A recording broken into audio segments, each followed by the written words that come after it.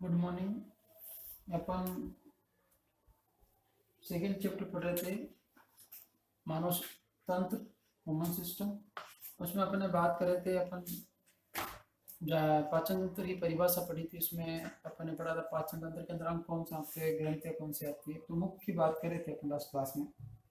उसमें अपन दांत की बात, दांत मुख के अंदर दांत तक पहुंच गए थे। तो अपन ने एक बात पढ़ी थी कि दांत जो मनुष्य, दो प्रकार के दांत, एक तो मनुष्य के जो दांत पाए जाते हैं उन्हें कृत दंती और क्या कहा जाता है, द्विबार दंती भी कहा जाता है। क्या कहा जाता है, घृत दंती और द्विबार दंती। घृत दंती क्यों? क्योंकि ये मसूड़ों के अंदर पाए जाते हैं, खड्डे के अंदर। और द्विबार दंती क्यों कहा जाता है? कि मनुष्य में दांत जो है आपके जीवन काल में 2 बार आते हैं। ये अपन पढ़ चुके थे, 2 बार दांत आते हैं। एक बार आते हैं, एक होते हैं जिन्हें बोलते हैं स्थायी दांत, और एक बोलते हैं अस्थायी, या जिन्हें कहा जाता है दूध के दांत, मिल्की टीथ। ठीक है, अभी बात करेंगे इनकी, अभी इनके बारे में पढ़ेंगे, दांत के बारे में। और लास्ट में अपने ये बात की थी कि दांत जो होते हैं वो आपके 4 प्रकार के होते हैं। दांत कितने प्रकार के होते हैं? 4 प्रकार के होते हैं।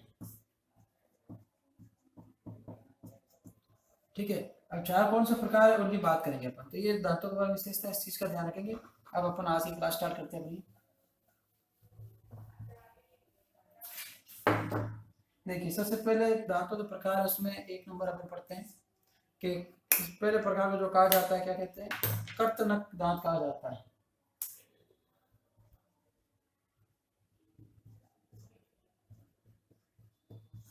ठीक है, कर्तनक दांत कहा जाता है। और देखिए, कर्तनक जो दांत होते हैं आपके, कर्तनक दांत कहा जाता है।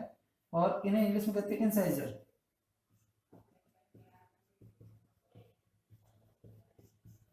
ठीक है, इसका आप ध्यान रखेंगे, इंसाइजर कहा जाता है। क्या विशेषता है, कितने होते हैं कि ये दांत जो होते हैं सबसे आगे वाले दांत होते हैं। कौन से दांत? सबसे आगे वाले दांत। दूसरा पॉइंट क्या है इसके बारे में? दूसरा पॉइंट ये है कि क्या कार्य करते हैं, कुतरने तथा काटने का कार्य करते हैं। कुतरने तथा काटने का कार्य करते हैं।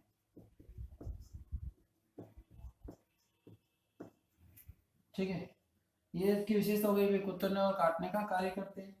और ये क्या होता है, ये 6 माह की उम्र में निकलते हैं। किस उम्र में?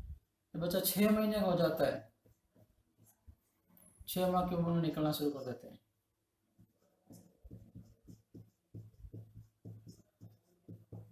सबसे पहले बच्चों को कौन से दांत निकलते हैं? कर्तनक दांत। आप देखोगे सबसे पहले बच्चों दांत आगे वाले निकलते हैं। ये दांत अपने ना मुंह में, ये आगे वाले दांत होते हैं ना, ऐसे बीच में, सेंटर में, ऐसे नीचे, बाकी साइड में दूसरे दांत आ जाते हैं। ये मुंह होगा अपना होठ, और आपके नीचे वाला होठ, ऐसे। ठीक है, ये दांत जो आपके क्या कहलाते हैं, कर्तनक दांत कहलाते हैं।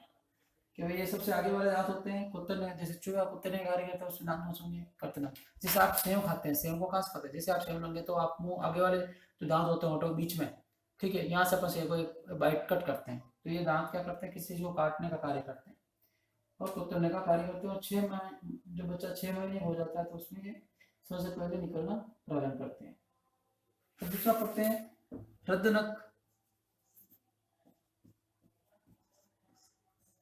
क्या कहा जाता है? रद्दनक, या ऐसे क्या कहते हैं, केनाइन कहा जाता है।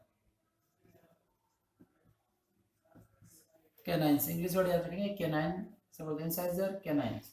अब इनकी बात करते हुए इसमें से एग्जाम क्वेश्चन आया था आपके अभी 2020 के अंदर। क्या आया था अभी देखो, बताऊंगा आपको कि ये दांत जो है भोजन को क्या कार्य करते हैं, चीरने फाड़ने का कार्य। तो भोजन को चीरने फाड़ने का कार्य,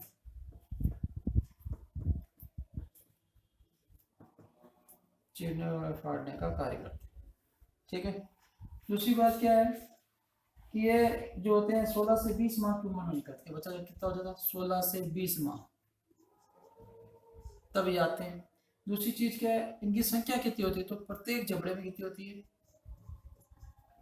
एक जबड़े में रहेंगे दो, प्रत्येक जबड़े में कितने होते हैं, दो दो पाए जाते हैं, दो दो, टोटल कितने हो जाएंगे, चार। और ये मांसाहारी पशुओं में ज्यादा विकसित होते हैं। मांसाहारी मतलब जो शेर है, ठीक है, शेर है आपके, कुत्ता, बिल्ली, ठीक है, बाघ, इनमें मांसाहारी जंतुओं में ज्यादा विकसित। ठीक है साहब, अब देखिए दोनों बात करते हैं कि भाई रचना का कार्य क्या है, भोजन को चीरने में फाड़ने का कार्य है। 16 से 20 माह की उम्र में जो बच्चा होता है, 16 या 20 माह का हो जाता है, उस समय दांत निकलते हैं। प्रत्येक जबड़े में संख्या कितनी, दो दो पाए जाते हैं। और मांसाहारी जंतु आप देखना, कुत्ता देखो, शेर का अपनी जैसे कुत्ते को देखना, कुत्ते को आप देखना साइड के दो दांत लंबे होते हैं, बीच वाले छोटे होते हैं, ठीक है। तो ये जो दांत है आपके यहाँ पे पाए जाते हैं, साइड में अपने भी ऐसे होते हैं, ये थोड़े से ऐसे तीखे रहेंगे ऐसे, इस प्रकार से। यह कार्य क्या, चीरने फाड़ने का कार्य है, इस प्रकार से, ठीक है। आपने वो गन्ने, आपने गन्ना खाया होगा, जब भी अपन गन्ने को चीर के खाते हैं, आज के जूस में लगे पहले खाते कैसे खाते हैं, या साइड से चीरते थे, ठीक है।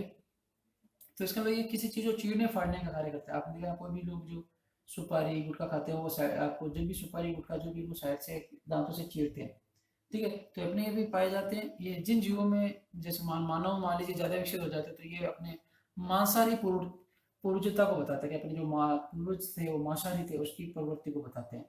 और ये जो कुत्ते, बिल्ली, शेर, जिनमें आप देख शेर होते हैं, इनके दांत क्या होते हैं, साइड वाले दो लंबे दांत होते हैं। कभी आप वीडियो देखे शेर का, जब मुंह फाड़ता है, चिल्लाता है, दहाड़ता है, तो उसके दोनों ऊपर और नीचे दोनों साइड वाले दांत लंबे होते हैं। ये क्या करते हैं, जो जानवर मरता है उनके उनको चीरने फाड़ने का कार्य करते हैं। अब जब भी कुत्ते को कोई टाइट रोटी दे देंगे तो तिरछे मुंह से खाता है, साइड मुंह से, साइड से, ताकि अच्छे से उसको चीर फाड़ सके, खा सके। अब एग्जाम में क्वेश्चन क्या आया था, अक्सर बच्चे गलती करते हैं। अभी यदि एग्जाम पूछा जाए, क्वेश्चन पूछा गया था रदनक, एक जबड़े में रदनक की संख्या होती है, तो बच्चे क्या लिखा था, चार। जबकि वो क्या पूछ रहा है, एक जबड़े में पूछ रहा है, टोटल नहीं पूछ रहा है। एक जबड़े में कितनी होती है, दो, एक दो, फिर नीचे वाले जबड़े में एक दो, टोटल कितने होते हैं, चार। ये बहुत से लोग गलती करते हैं, तो आपको ये ध्यान रखना है इस चीज का। बेरदनक जो होते हैं, संख्या कितनी होती है, दो होती है, एक जबड़े के अंदर टोटल कितने, चार। आपको आप बोलो कर्तनक का क्या होता है, तो कर्तनक की संख्या क्या होती है, आपके टोटल चार होते हैं, ठीक है। एक पढ़ेंगे कर्तनक, देखो अभी मैं आपको पूरा एक फॉर्मूला बताऊंगा कितनी संख्या होती है। देखो फॉर्मूला होता है 21, 23, इनको क्या करना पड़ता है, दो से गुना करना पड़ता है। देखिए अभी बताऊँ, कर्तनक फॉर्मूले से बताता हूँ, आपको याद रहेगा। एक जबड़े में होती है कर्तनक चार, दोनों जबड़े में होते हैं टोटल 8। देखो कैसे, अभी आपको ये पूरा हो जाएगा, फिर मैं इससे समझाऊंगा आपको, प्रत्येक क्वेश्चन के अलग से बताऊंगा, पूरा हो जाएगा टॉपिक अपने दांतों वाले चारों दांत, फिर उसके बाद बताऊंगा।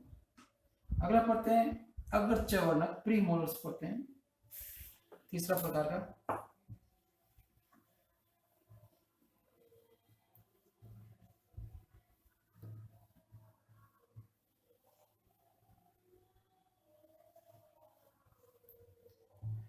तीसरा आपके है अग्रच वर्णक,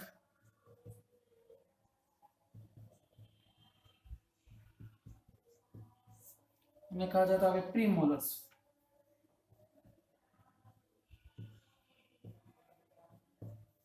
सुनिए आप इसके बाद कि भाई ये भोजन को क्या करते हैं, चबाने में सहायक है।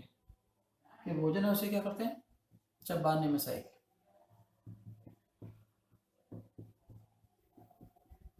चबाने में सहायक। इसके बाद हम बात करें कि प्रत्येक जबड़े में कितने पाए जाते हैं। देखो ये बड़ा है प्रत्येक जबड़े में, तो इसे हम लोग टोटल 8 रहेंगे, प्रत्येक जबड़े में कितने रहेंगे, चार चार। प्रत्येक जबड़े में चार चार, ठीक है। और ये किस उम्र विकसित होते हैं, जब बच्चा 10 से 11 वर्ष का हो जाता है, तब इनका क्या होता है, निर्माण होता है। कि 10 से 11 वर्ष उम्र पूर्ण कर लेते तब ये विकसित होते हैं। और चौथा है आपके चवर्णक, फिर साथ में बात करें दोनों की, ये ऐसे कहा जाता है मोलर्स। मोलस हो गया। अब ये देखिए क्या है इसके बाद, कि मोलस होते हैं ये भी दांत को क्या करते हैं, भोजन चबाने कार्य है, कि भोजन चबाने में सहायक है, चबाने में सहायक है, दोनों का कार्य सेम ही है, ठीक है। इसके अलावा क्या है, प्रत्येक जबड़े की संख्या कितनी होती है, छः छः, छः छः पाए जाए किसमें, प्रत्येक जबड़े में।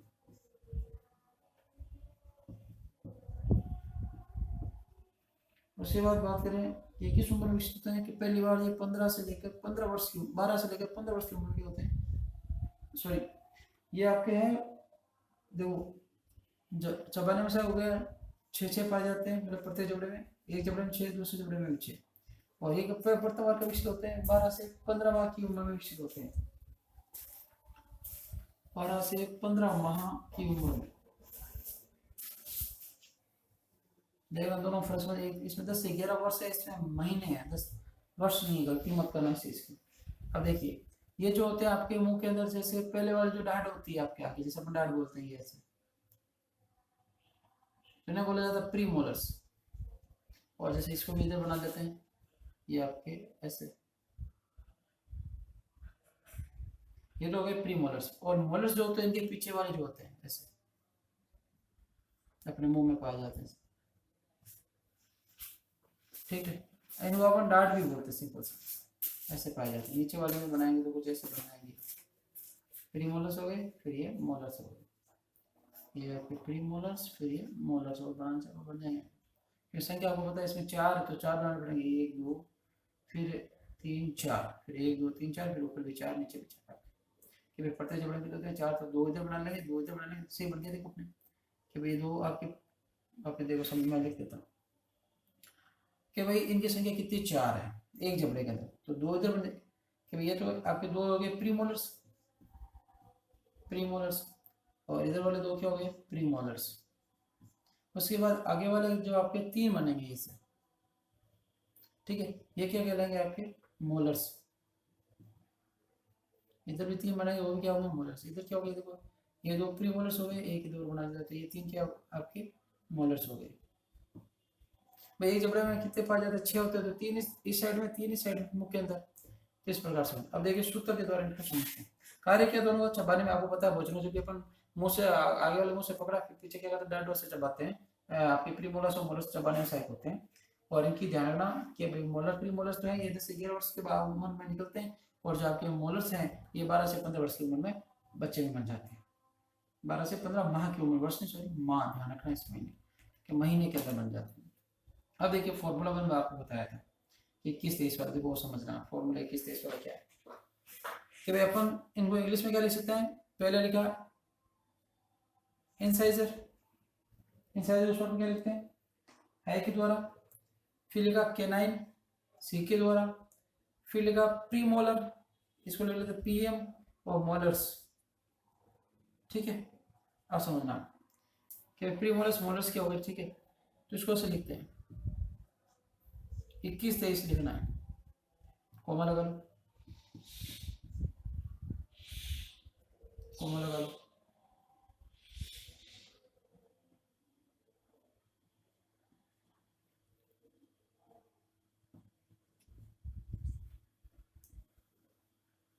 देखो ये हो गया, फिर इसको क्या करना 2 से गुना करना है, ये फॉर्मूला है। देखो कैसे, इसका मतलब क्या होगा कि इंसाइजर कितने हैं 2 2 4, 4 दूनी 8, तो एक जबड़े में कितने हो गए 4, दूसरे जबड़े में कितने हो गए 4, टोटल 8। केनाइन मतलब रद्रक, एक जबड़े में आपके कितने 1 1 है, टोटल कितने हो गए 2 से गुणा करेंगे तो कितने हो जाएंगे 2 है, 2 से गुणा करेंगे 4, 2 ऊपर 2 नीचे। प्रीमोलर कितने हैं देखो लिखे हैं 4 4 पाए जाते हैं, टोटल कितने हैं 4, 4 दूनी 8, तो ऊपर 4 नीचे भी 4। ये ऊपर वाली संख्या एक एक जबड़े की आपके 2 से गुणा कर दोगे फिर एक जबड़े की आ जाएगी। इस ऊपर वाली संख्या को नीचे वाली संख्या को 2 से गुणा करना है, तो ऊपर वाले जो एक जबड़े की ऊपर वाले जबड़े की, और नीचे वाले जबड़े की जाएगी। जैसे 2 है, 2 से गुणा करते हैं 4, तो आपके ये रद्दनक है, सॉरी कर्तनक है, ये कितने हो गए 4 हो गए। जैसे केनाइन इसको बोलते हैं हिंदी में रद्दनक, ये कितने होते हैं कि ऊपर एक है 2 से गुणा के 2, तो एक जबड़े में 2, नीचे भी 2। प्री मोलर्स कितने हैं 2 है, 2 से गुणा 4, तो एक जबड़े में 4, नीचे वाले जबड़े में भी 4। ऐसे देखो गुणा करो टोटल कितना है देखो 2 3 5 और 8, 8 और 2 से गुणा कितना है 16, और नीचे भी सेम है ऊपर से 16 16 16 कितने हो गए 32 दांत हो गए। इस प्रकार से टोटल रेशियो आता है, तो ये आप याद कर लेना ऐसे 21 23।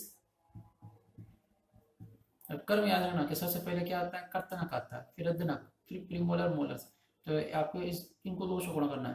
ये पूछ ले ये ऊपर वाले जो है 2 से गुणा करोगे 4, एक संख्या जाएगी ऊपर वाले जबड़े कि भाई कर्तनक एक जबड़े में कितने 4, रंध्र के जबड़े कितने 2, आपके प्रीमोलर्स कितने हैं 4 और मोलर्स कितने हैं 6 एक जबड़े में, नीचे भी सेम आ जाएगा।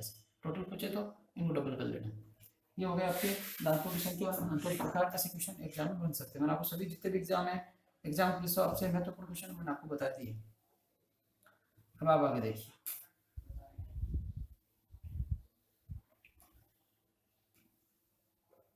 एग्जाम के हिसाब से जो भी महत्वपूर्ण चीज थी दांत से रिलेटेड मैंने अपने साथ बात कर ली। अब अपन आगे पढ़ते हैं, मुख्य बारम हो गया, दूसरा आता है ग्रसनी।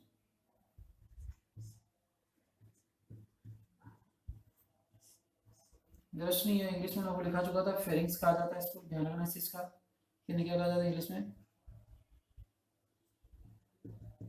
फेरिंग्स कहा जाता है। ग्रसनी के बारे में पढ़ते हैं कि मुख हुआ जो होती जीवा व तालु के पिछले वाला जो भाग होता है वो छोटी सी कीपनुमा ग्रसनी से जुड़ा होता है। किसी सूचना कैसे होती है? कीपनुमा। कीपनुमा जानते हैं कीप, जैसे अपन इस छोटे मुंह के बोतल में पानी या कुछ तेल डालना होता है तो ऊपर कीप चौड़ा मुंह लगा देते हैं, फिर नीचे लगाते हैं, उसे बोलते हैं कीपनुमा। तो ये कीपनुमा सूचना होती है जो आपके मुख हुआ, मुख के अंदर वाला भाग होता है, इसके पीछे पाई जाती है। और इसका कार्य क्या है कि ये ग्रसनी जो होती है भोजन को, जो ग्रसनी से जो भोजन आता है ग्रसनी से होकर कहाँ जाता है? भोजन आहार नलिका में। आहार नलिका से आगे क्या करता है कि आहार नलिका में जाएगा या फिर किस में जाता है? ग्रास नाल में जाता है। ग्रसनी है, मुखुआ से भोजन आया ग्रसनी में, ग्रसनी से भोजन कहा जाएगा आहार नलिका। आहार नलिका जैसे क्या कहा जाता है? ग्रास नाल में क्या जाता है? भोजन जाता है।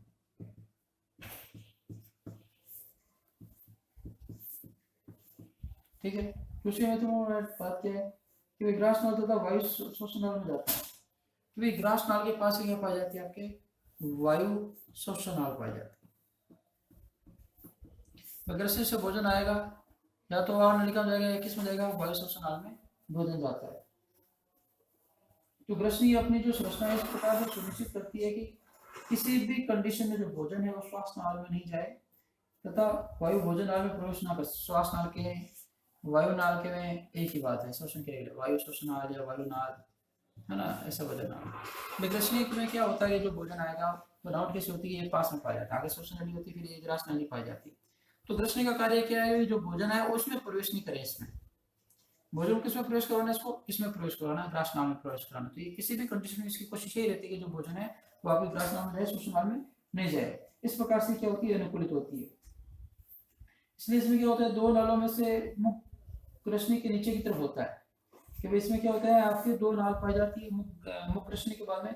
एक जो आगे वाला भाग होता है वो श्वसन नाल का होता है और पीछे वाला जो भाग होता है वो ग्रास नाली का होता है। कि जैसे बनाया अपन डायग्राम कि भाई ये मुख की ऐसे थोड़ा सा बनाया, हल्का सा, अच्छा तो नहीं बनेगा, थोड़ा कोशिश करते हैं। देखिए ये भी आपके मुंह हो गए आपके इस प्रकार से, और ये सब बनाया, इसको डिजाइन दिया हो गया थोड़ा सा, और इस प्रकार से ये आपके मुख हुआ हो गया अंदर वाले, ये ग्रास नाली आती है इस प्रकार से। तो इसके क्या होता है? आगे वाला पोर्शन जो होता है वो श्वास नली का होता है, पीछे इसमें क्या होता है? ग्रास नली होती है। तो भोजन जो है श्वास नली में आने की चांस ज्यादा होता है, लेकिन इसकी बनावट कुछ इस प्रकार की होती है, भोजन ग्रास नली में भेजने का कार्य इसका होता है। अब जो ग्रसनी है इसको क्या किया गया? इसकी संरचना के द्वारा इसको तीन भागों में बांट रखा है। फर्स्ट है आपके नासा ग्रसनी, सेकंड जो होता है आपके मुख ग्रसनी, और जो आपके थर्ड होता है इसे बोलते हैं कंठ ग्रसनी, या इसे कहा जाता है अधोग्रसनी। ये तीन भागों में क्या होती है? डिवाइड होती है, मुख ग्रसनी, अधोग्रसनी और आपके कंठ ग्रसनी। देखो आप सिंपल सी बात है कि भाई इसमें आपके कि भाई ग्रसनी का कार्य क्या है कि भाई ग्रास नली जो आपकी ग्रसनी जो होती है फेरिंग्स जो होती है आपके मुख भाग के बाद ग्रसनी की कीपनुमा संरचना होती है। इससे भोजन जो आएगा वो आहार नलिका में जाएगा या फिर वायु श्वसन नलिका या वायु नाल में जाएगा। अब इसका उत्तरदायित्व क्या है? इसकी संरचना कुछ इस प्रकार होती है, भोजन में किसी भी कंडीशन वायु श्वसन नाल में नहीं जाए, क्योंकि उसमें जाएगा आपको थोड़ा सा भी चला जाता है तो आपको प्रॉब्लम हो जाती है, छींक आने लग जाती है, इसकी आने लग जाती है, कण भी चले जाते हैं, तो इसको रोकना होता है क्योंकि भोजन आहार नलिका में जाएगा तो आमाशय में जाएगा, फिर आगे सभी अंगों में जाएगा, भोजन का पाचन होगा। तो इस प्रकार से बनावट इसकी ऐसी होती है कि भोजन क्या, और इसमें समस्या क्या है कि इसके आगे की तरफ क्या होता है? ये वायु श्वसन नाल होती है, पीछे ग्रास नली होती है, सबसे बड़ा पंगा ये होता है। तो भोजन आएगा उसमें जाएगा, लेकिन कुछ इस प्रकार से बनावट होती है कि भोजन किसमें भेजती है, ग्रास नलिका में भेजती है, भोजन में भेजती है। और इसके 3 भागों में नासा ग्रसनी, मुख ग्रसनी और कंठ ग्रसनी। अब अगली हेडिंग आती है आपके, तीसरा अंग आता है ग्रास नली या ग्रास नाल के बारे में पढ़ते हैं, ईस्टोफेगस कहा जाता है इसे।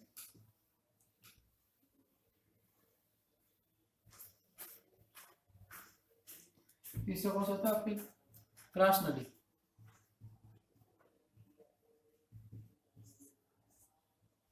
इसकी बात करते हैं ग्रास नली की, कि भाई ये क्या है, एक संकरी पेशीय नली है। किससे बनी है, मांसपेशियों से बनी है। संकरी होती है, संकरी पेशीय नली होती है। पहला पॉइंट तो ये हो गया कि संकरी पेशीय नली होती है, जो लगभग कितनी सेंटीमीटर लंबी होती है, ये आपके 25 सेंटीमीटर तक लंबी होती है। लंबाई कितनी होती है इस प्रकार से, ये 25 सेंटीमीटर तक लंबी होती है।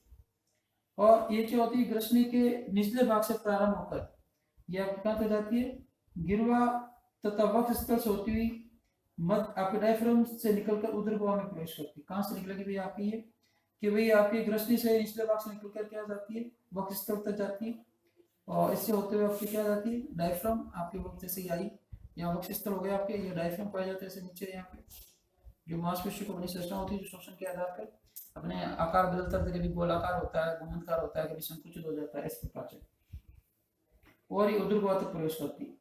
इसका मुख्य कार्य क्या है कि भोजन को मुख गुहा से कहाँ करना आवश्यक। इसका मुख्य कार्य क्या है कि जैसे यहाँ पे थोड़ा सा देखो समझते हैं इसको,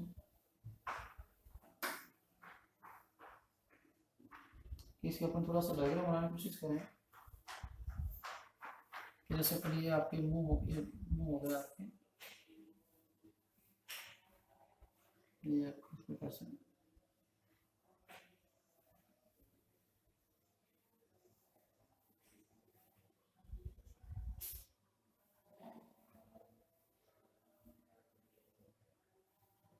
यहाँ पे मुख गुहा हो गई है, ये ग्रसनी आप, ठीक है, अंदर ये ग्रसनी हो गई, यहाँ फिर ये श्वसन नलिका होती है आपकी, गर्दन से होती हुई वक्ष गुहा तक जाती है। ठीक, यहाँ डायफ्राम पाया जाता है नीचे की तरफ, ऐसे इस प्रकार डायफ्राम पाया जाता है। तो इसका कार्य क्या है कि जो मुख गुहा से भोजन है उसको किसी भी प्रकार से यह आमाशय जो पाया जाता है, इस आमाशय तक पहुंचाना होता है। कि इसका मुख्य कार्य क्या है कि जो भोजन आपके श्वसन नली में जो है, ठीक है, इस ग्रसनी में है, इस ग्रसनी की सहायता से ग्रास नली में आता है, और ग्रास नली से नलिका से क्या होता है आपके आमाशय तक पहुंचाने का इसका मुख्य कार्य होता है। उसके बाद देखिए कि ग्रास नली में क्या पाई जाती है, श्लेष्म ग्रंथियां पाई जाती है, श्लेष्म ग्रंथियां पाई जाती है।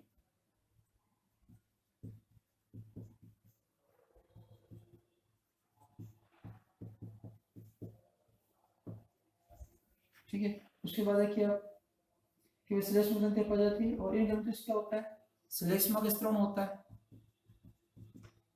श्लेष्मा का स्त्रवण होता है। ठीक है, और श्लेष्मा का स्त्रवण होता है जो क्या करता है आपके, ये भोजन को क्या कर देता है, लसदार बनाता है। कि श्लेष्मा का स्त्रवण होता है, ये भोजन को क्या करता है, लसदार, लसदार में चिकना बनाता है, वो लसदार बनाता है, बना दिया। उसके बाद में क्या होगा कि ग्रास नली में क्या पाया जाता है कि इसमें ऊपर से जो भित्तियां होती है वो भोजन को क्या करती है, एक प्रकार गति प्रदान करती है। किस प्रकार गति प्रदान करती है, कर्मानुकुंचन गति प्रदान करती है, कर्मानुकुंचन।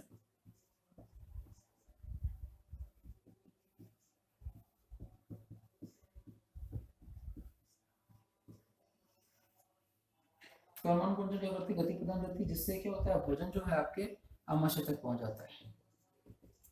इस गति का कार्य क्या है, भोजन को आमाशय तक पहुंचाना, आमाशय तक भोजन पहुंचाना।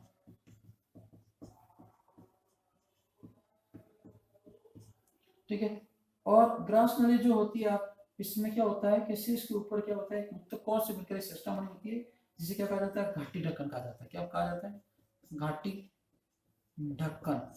ये से कहा जाता है आपके एपिग्लोटिस। क्या होता है इसके अंदर कि ग्रास नली के शीर्ष पर जहाँ पे ये कृष्ण से जुड़ती है, वहां पे क्या होता है, एक आपके उत्तों से बनी संरचना होती है जिसे घाटी ढक्कन या एपिग्लोटिस कहा जाता है। इसका कार्य क्या होता है कि जब भोजन निकला जाता है तो ये जो, इसे देखो पल्ला भी कहा जाता है, इसे घाटी ढक्कन क्या कहा जाता है आपके, पल्ला, पल्ला घाटी ढक्कन भी कहा जाता है। तो पल्ला के घाटी ढक्कन की एक बात है, आपकी किताब में वर्ड दिया पल्ला, इस पर थोड़ा ध्यान रखना कि भोजन निकलने के दौरान क्या होता है कि ये पल्ला जो होता है बंद हो जाता है, जैसे भोजन का श्वास नली में प्रवेश करने से रुक जाता है। किसका कार्य क्या है, ये ढक्कन, घाटी ढक्कन या जो ये एपिग्लोटिस है, इसका कार्य क्या है कि भोजन को श्वास नली में जाने से रोकता है, भोजन को श्वास नली में जाने से रोकता है, जाने से रोकता है। ध्यान रखेंगे, महत्वपूर्ण कार्य। कैसे, देखिए समझिए आप कि मान लीजिए भोजन जैसे कि अगर आपके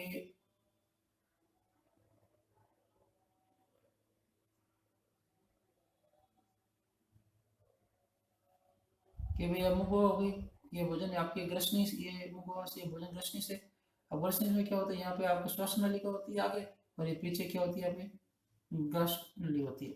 अब ये क्या होता है, भोजन जो आया है तो इसमें क्या होता है, यहाँ पे क्या पाया जाता है, घाटी ढक्कन पाया जाता है, यहाँ पे ऐसे पल्ला पाया जाता है। जैसे भोजन आएगा तो घाटी ढक्कन होता है, श्वास नली पे पड़ जाता है, श्वास नली बंद हो जाती है, भोजन क्या होता है ग्रसनी से ग्रस आपकी ग्रास नली बन जाता है, ग्रास नली से भोजन कहाँ जाएगा, आपके आमाशय में जाएगा।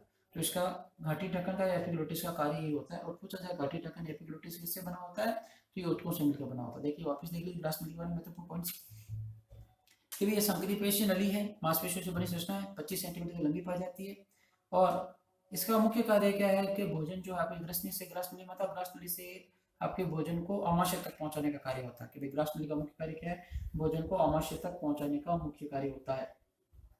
इसका कार्य क्या है, भोजन को आमाशय तक पहुंचाना। किसी हालत में जो भोजन आया है इसको क्या करना है, आमाशय तक पहुंचाना है। और ये कहाँ तक पाई जाती है कि आपके वक्ष गुहा से होती हुई, छाती बोलते हैं जिसे नॉर्मली अपन, ठीक है, चेस्ट बोला जाता है, वक्ष गुहा से होती हुई आपके डायफ्राम तक पाई जाती है, ठीक है। और ये 25 सेंटीमीटर लंबी होती है। इसमें क्या पाई जाती है, श्लेष्म ग्रंथियां पाई जाती है। श्लेष्म आप जानते हैं म्यूकस बोला जाता है। भाई आपके देखो सर्दी मौसम आपको जुकाम लग जाती है तो श्लेष्मा का स्राव नाक से आपके ज्यादा होने लग जाता है, तो श्लेष्म ग्रंथियां पाई जाती है। जो श्लेष्मा का स्राव करती है, जिसे भोजन क्या होता है, दस्तदार होता है, चिकना हो जाता है, ताकि वो आसानी से भोजन आमाशय तक पहुंच सके, क्योंकि इनके अंदर कोई अंदर इंटरनल कोई स्ट्रक्चर नहीं लगी जो धक्का देगी भोजन को, तो ये ऑटोमेटिक जाना पड़ेगा। और इसमें क्या होती है, गति होती है कर्मानुकुंचन, मतलब खिंचाव, धक्का देने वाले से गति होती है कर्मानुकुंचन। जैसे वैसे भोजन को क्या आती है, नीचे की तरफ खींचने की कोशिश होती है, तो कर्मानुकुंचन गति होती है, जिससे भोजन क्या होता है, आमाशय तक पहुंच जाता है। आमाशय तक भोजन पहुंच जाता है, इसका कार्य खत्म हो जाता है, ठीक है। और अभी पड़ा पल्ला या घाटी ढक्कन जो होता है, इसमें एपिग्लोटिस कहते हैं, जिसे किससे बना होता है, उत्तकों से बना होता है। कार्य क्या है कि अभी मैंने आपको डायग्राम के द्वारा बताया था कि जैसे कि ग्रास नली से भोजन होता है, उससे पहले क्या होता है, ग्रास नली से पहले ये श्वसन नली होती है, उसके बाद ये ग्रास नली होती है आपकी यहाँ। तो भोजन जो आएगा वो पहले ग्रास नली से इसमें जाएगा, तो ये क्या होता है, यहाँ पे घाटी ढक्कन होता है, उस पर लग जाता है, ये पैक हो जाता है, फिर भोजन किसमें आ जाता है, इसमें आ जाता है, फिर ये आमाशय तक पहुंच जाता है। इस प्रकार से इसका कार्य क्या है, भोजन को आमाशय तक पहुंचाना, ठीक है। घाटी ढक्कन का एपिग्लोटिस का कार्य ध्यान रखिएगा कि भोजन को आपके श्वसन नली में जाने से रोकना। ये हो गया आपकी ग्रास नली। और नेक्स्ट है आपके आमाशय पढ़ेंगे, स्टेप बाय स्टेप पढ़े। मुख का से मुख गुहा माए, मुख गुहा के अंदर दांत है, होठ है, जीभ है, इनकी बात होगी। फिर उसके बाद बात है अपन ग्रसनी में। ग्रसनी से अपन पढ़ा श्वास नली क्या होता है, ग्रास नली क्या होता है। अब ग्रास नली में आए तो अपन पढ़ लिया कहाँ तक पाई जाती है, कितनी लंबी होती है, क्या कोशिका पाई जाती है, भोजन कैसे पहुंचता है, कौन रोकता है भोजन को श्वसन नली में जाने से, ये अपन ने नॉर्मली बात कर ली।